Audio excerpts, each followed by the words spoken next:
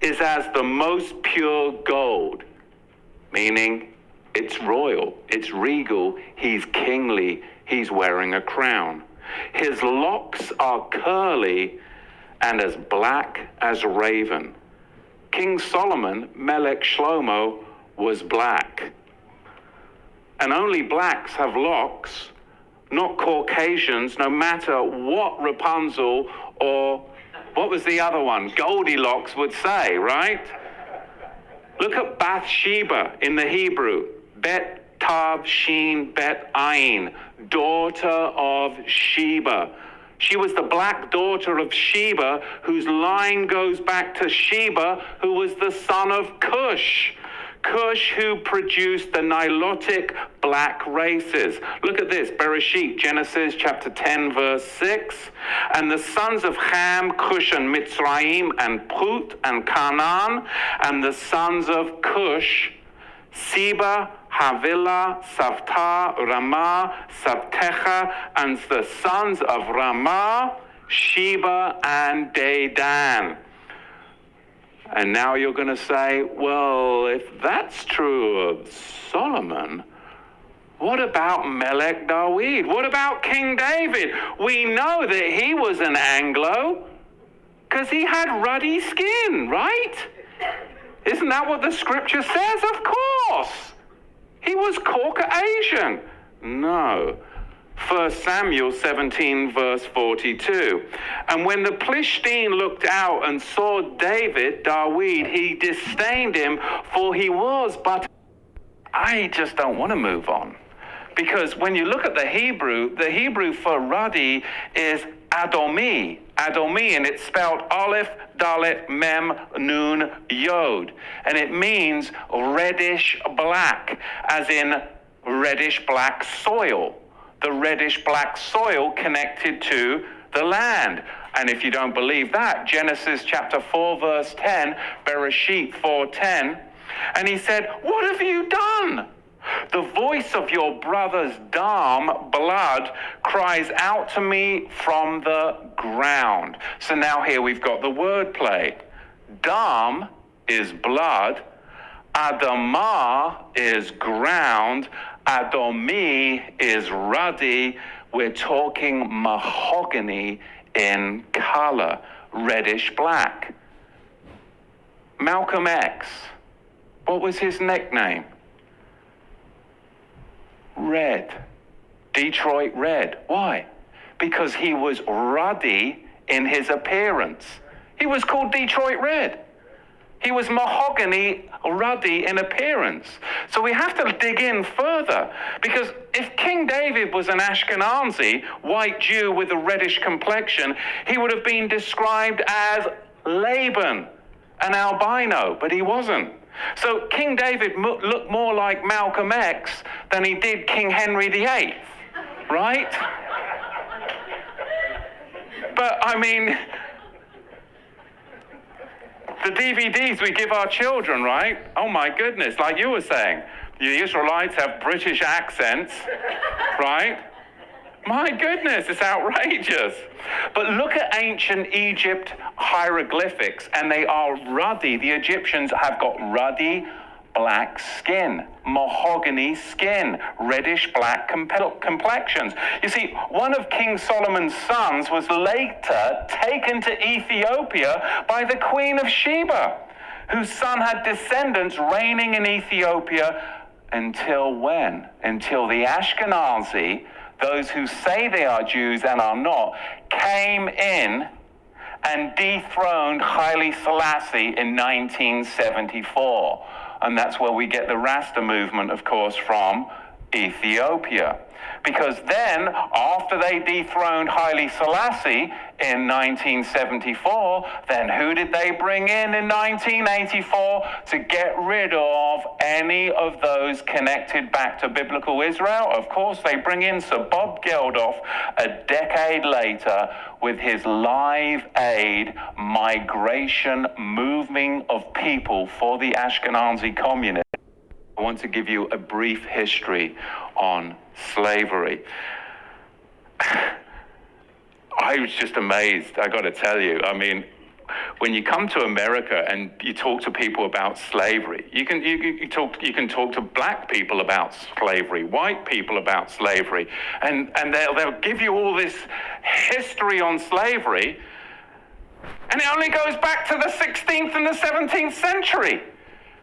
And you're like, don't they teach you the history of slavery? Why? Ask the bloody question. Why are they only teaching you the history of slavery as far back as the 16th and the 17th century? Why are they only going that far back? Because they don't want you to go farther back than that, because then you'll actually find out the truth. But from the 16th and 17th century, we'll teach you about slavery. You've got to go further back. And you've got to understand and question, why do they do this throughout the whole of America, in all the public schools? Why do they only go back as far as the 16th and the 17th century to talk about slavery? We've got to go further back than that. Because Islam designed infernal slavery. And then the Ashkenazi Khazars, those who say they are Jews and are not, are the ones that marketed it. And the regal Negro nomads, exiled from the kingdom of Judah, were the main recipients of it at the hands of the indigenous black Africans. I mean, I just wanted to let it play, but I gotta intervene right there. I mean, he breaking it down. You know, yeah, because there was a sub-Saharan desert slave trade. There's been many slave trades throughout history. I mean, when it comes to who you call the true Jews, which he's breaking down, which he's saying that the so-called black man, African-American black man, is the true Jew. They are the Israelites. But farther down the line, when you get to the transatlantic slave trade, right, he's telling you how the Arabs, which is Ishmael, come from the bloodline of Ishmael, and the people that's calling themselves Jewish today, which are the Edomites, Amalek, how they came together for the slave trade. Really, all other nations on the earth came together to help enslaving the true Israelites. And he's showing you how, because they say, well, black people were selling black people in Africa. But it's not just black people selling black people. What black people were selling what black people in Africa? He's showing you how it was Africans, which are Hamites, that were selling Israelites. And he's telling you, look, these Negroes, the ones that are called African Americans today in America, they are the true Israelites, the true Jews. Because you've got to understand, the regal class of the house of Judah came down from Israel, and they came into the land of the black Africans. And the black Africans resented the regal class of the house of Judah in their land, because they had laws, they had customs, they had civility. And they were a regal class of Negro that came down into Africa. And later on, it was the Ashkenazi, the Islamic slave traders as well, that then worked together with the indigenous black Africans to enslave the regal house of Judah. So where does that lead you? That leads you to, well, then who's Judah today? Well, the African Americans, the descendants of the slaves. They would be the true Judah today, man. And maybe you guys are finally accepted now that the so-called white man is telling you. Maybe you'll finally accept it. I'll be curious to see what Vocab Malone thinks about this. This is what we've got to understand, but you've got to go back before the 16th century to understand the roots of it. So we're going to see, as we dig into this, where this slavery came from, because it was really a system that was very, very well crafted. There was Islamic masters, and there were white Ashkenazi Khazar ship owners. There were the buyers and the sellers. And they're not going to fill you in on all of this, but really you've got a 4-tier system. Number one, you have the Negro nomads that were exiled from the kingdom of Judah. Number two, you had indigenous black African hunters that resented the regal Negro nomads that had come into their territory with their own customs, with their own laws that were different and would not assimilate into their tribal culture. They were their own tribe. They were the regal house of Judah. And number three, you had Islamic trappers that worked with the indigenous black Africans to trap the regal Negro house of Judah. And then you had them sell them to the Ashkenazi ship merchants, along with many Portuguese and British Ashkenazi. You see, and then when you look at America today, well, the white Americans will be made up of who? You know, British, French, Spaniards, you know, but you know, this is great that this truth is coming out. You know, this is prophecy that this will happen, and it's being made so clear upon the tables, so very clear to understand. You know, and then like when you even trace back the history, it's so clear. It's so very clear, and he's breaking it down so very clear upon the tables, just the history of how these people, these African Americans, so-called African American or black people in America, how we trace back to the house of Judah. And it's so simple. All you got to do is look at history, but this history has been hidden. It's just like Al-Qaeda today. Or is it ISIS, Ashkenazi? And then you had them sell them to the Ashkenazi. So now you see it's being exposed, the beef between, the contention between what you would call the so-called Jewish man and the real Jews, right? Because you have a whole people that played a hand in your demise and stuck and stole your whole identity, man.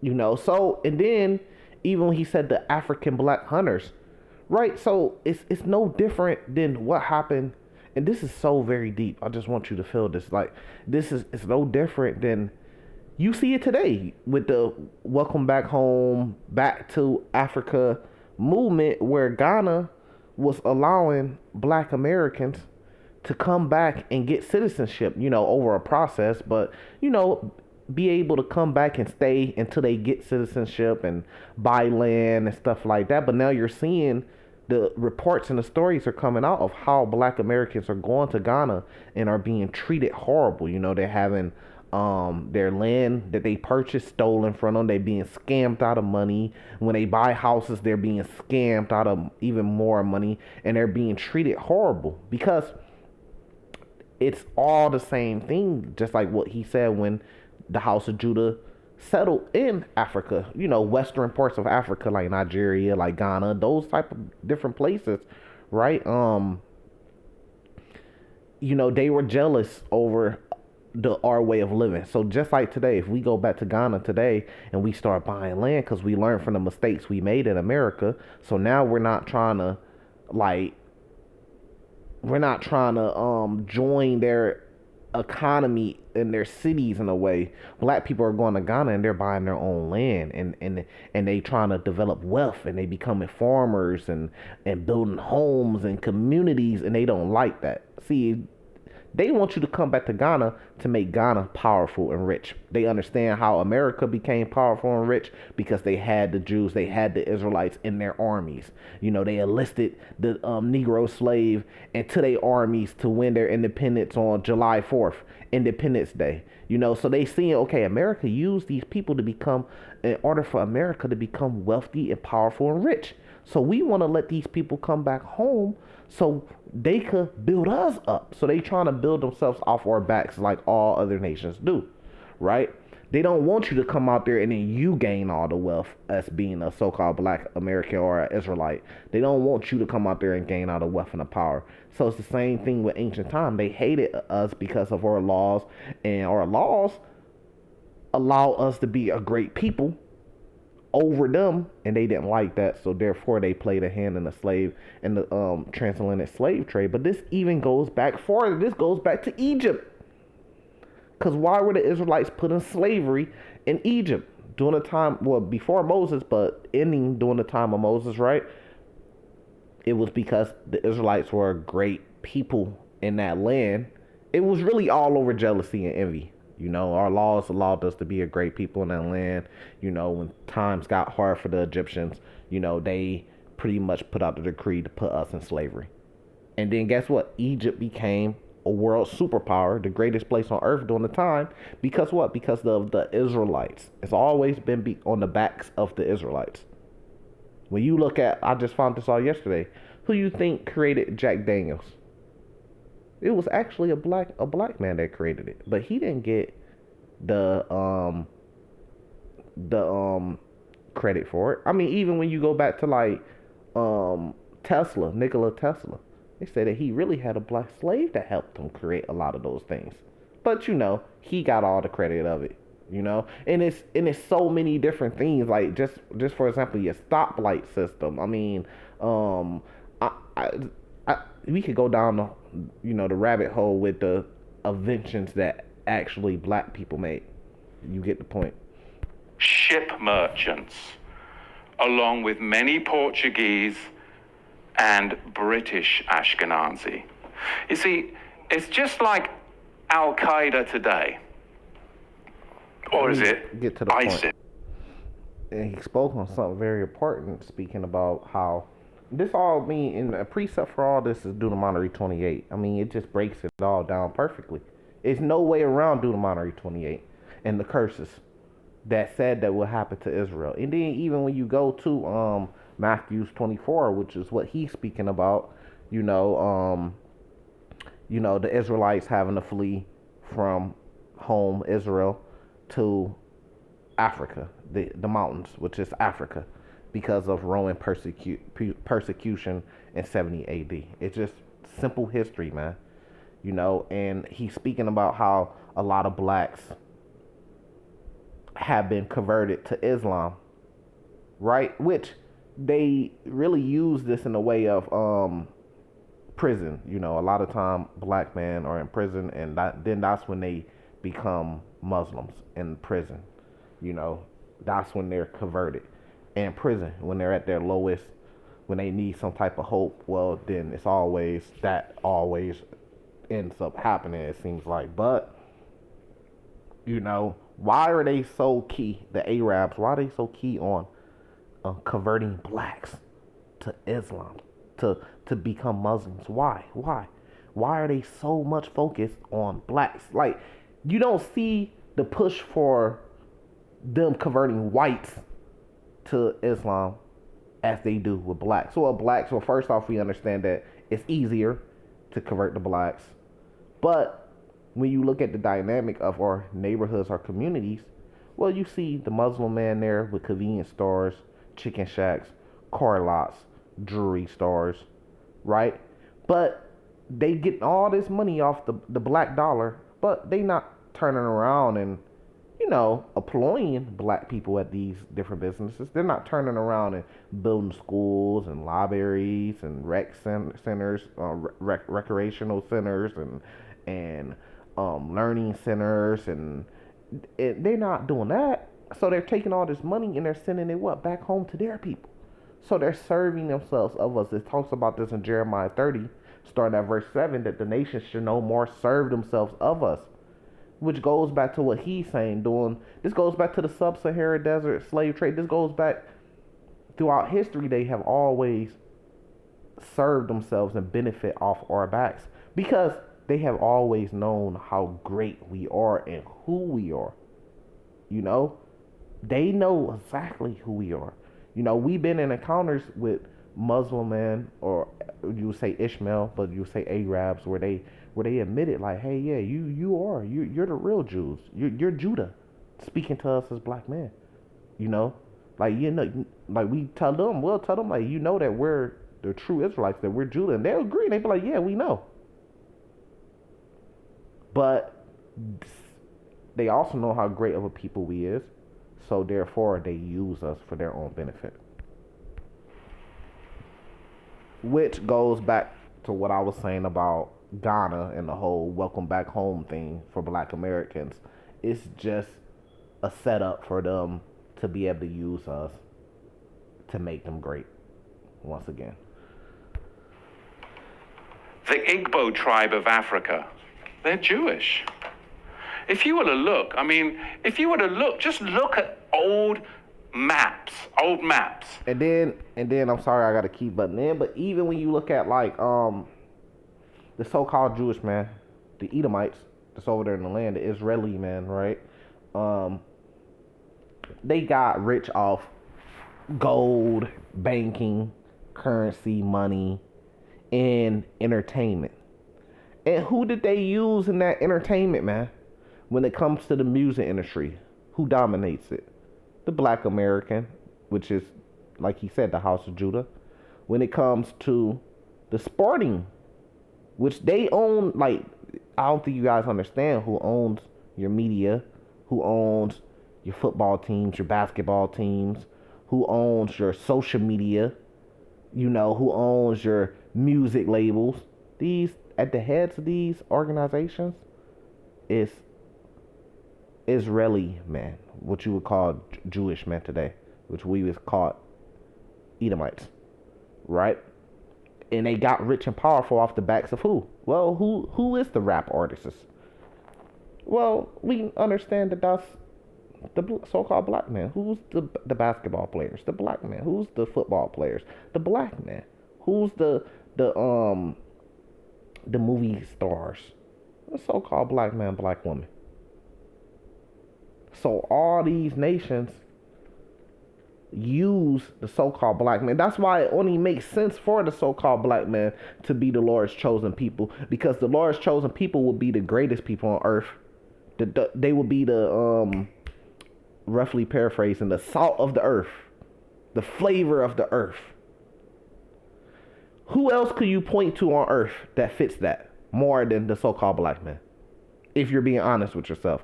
And they will be the most oppressed people on earth. Well, who has been more oppressed than the so-called black man? Nobody. So here it is. You got the greatest people on earth and the most oppressed people on earth. If you put those two things together, who does that point to? Let's just be honest. Of the African slaving maps. There's an old map of, I think it's Guinea in maybe in the 1720s, 1730s. There's this old map, and it's called a Slave Coast map. Look on that. It's the Slave Coast map of Guinea, 1736. And you look on the West Africa map of 1747, and it says right on the West Africa map of 1747, Kingdom of Judah. Right there. Right there on the... Which proves that they knew. It wasn't an accident. We're going to go over here and just take Africans into slavery to help build up America. No, they knew. Let's go get the Jews. Because they knew when they came to America, they knew who the people in America was. They knew that they were the 10 lost tribes.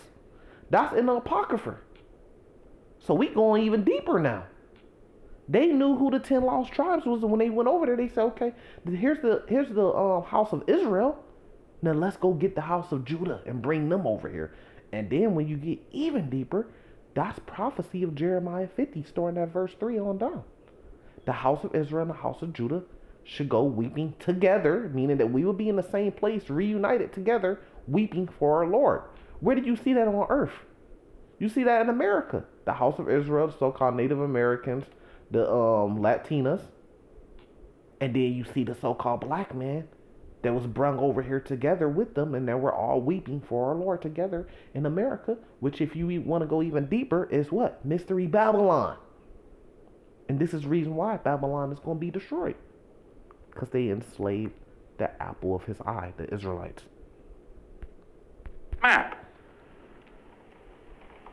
On the 1747 Slave Coast map, Desert of Seth. Well, who was Seth? He was Adam and Eve's third son after the death of who? Abel. Desert of Seth, right there on an African slaving map. Luke chapter 3, verse 38, we're talking about the genealogy of Yahusha from the tribe of Judah.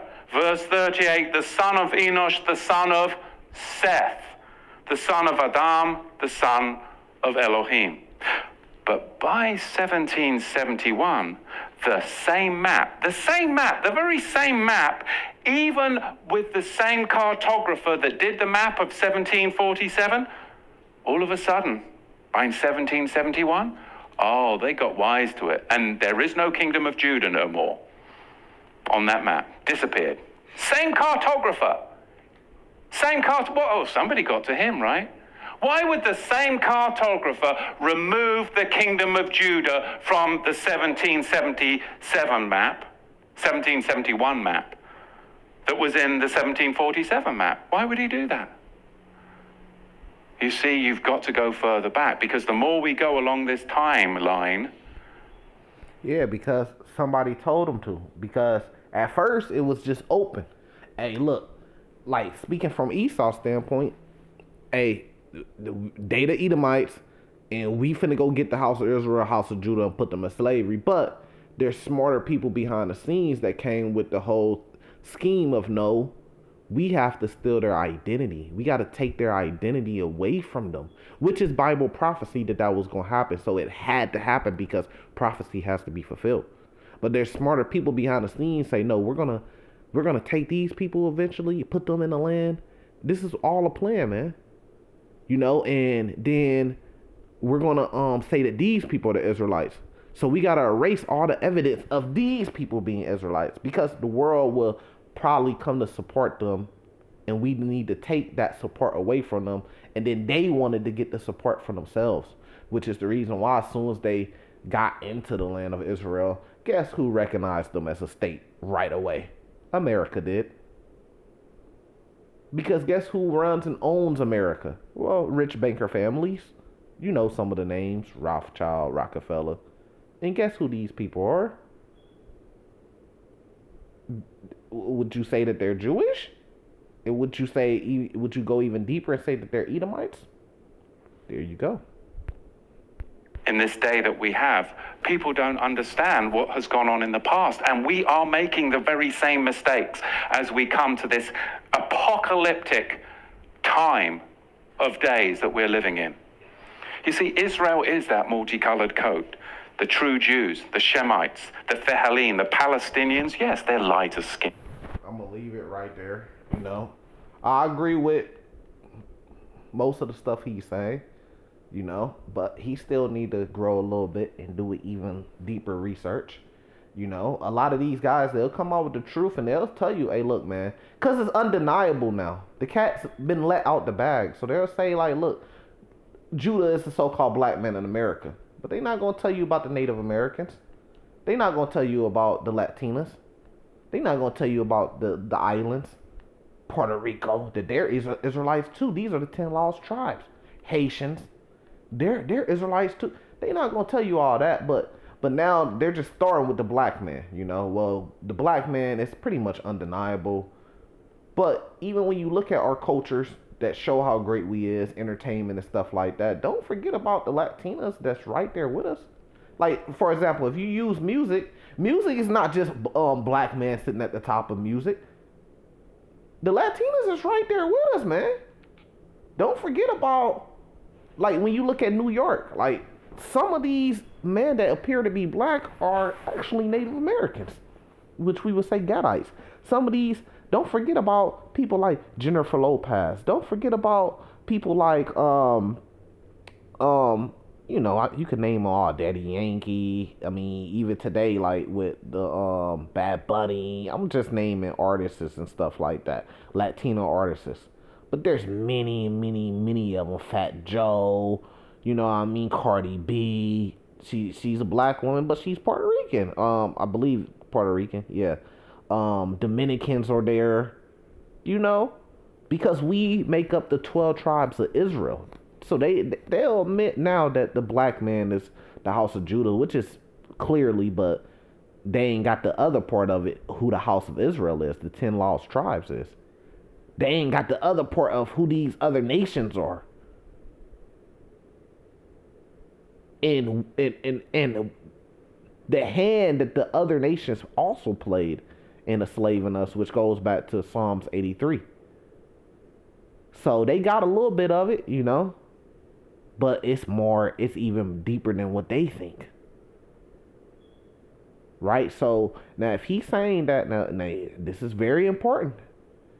If he's admitting and he's saying that the so-called black man is the house of Judah, then what does that make your Lord, who you call Jesus Christ? Because wasn't he from the tribe of Judah? Isn't he the line of Judah? That would also mean that he was a so-called black man.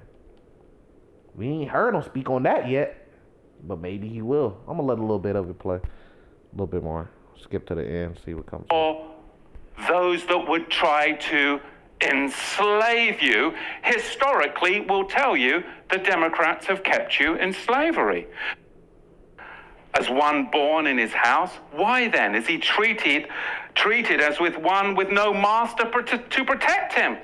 Because if you live outside your master's house, if you live outside his covenant realm, you're going to be enslaved.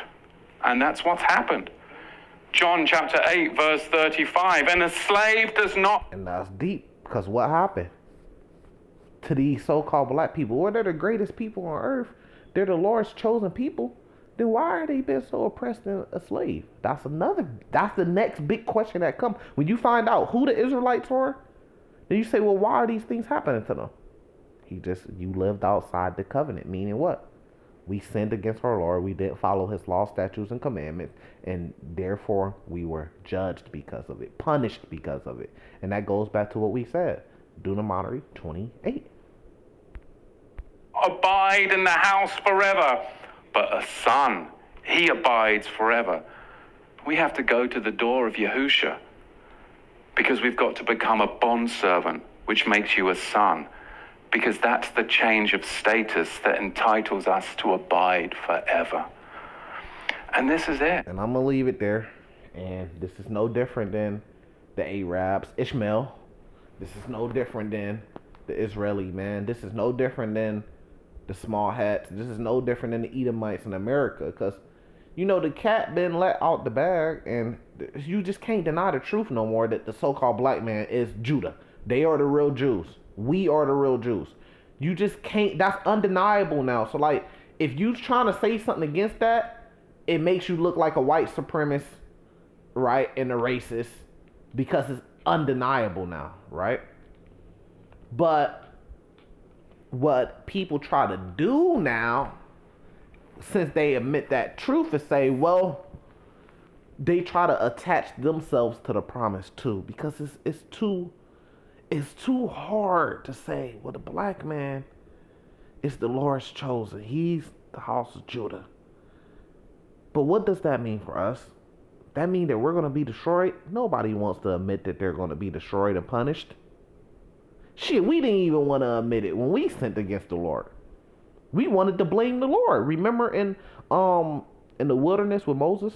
We said that it was better if we went back to Egypt and tried to serve a golden calf rather than the Lord? After all the great miracles the Lord showed us and did for us? All the blasphemy of the Lord? So, everybody wants to join themselves to the covenant. Because what? They want that promise of the kingdom, man. So they'll say, look, the black man is the house of Judah, but, you know, we could be saved with him. And we could join with him. So now we getting deeper. The answer to that is no. And that's when you truly, if you say you're an Edomite in another nation, if you truly want to follow the Lord, you have to admit that no, the promise is only for the Israelites. Now, the Israelites is going to be a light to the world. Now you could say that. You could say, well, the Israelites will be a light to the world, but if you eat Edomite, you have to say, me and my people, we have a judgment and a punishment coming for what we did collectively as a people, as a nation. All other nations on earth have to say that. The Arabs, the Asians, they all have to say that. If you really want to admit the truth, and you have to say the kingdom and salvation is for the Israelites, and hopefully we be around to see them be a light to us, to teach us the true way of the Lord. That's all you can say, man. Salvation to the elect. Shalom.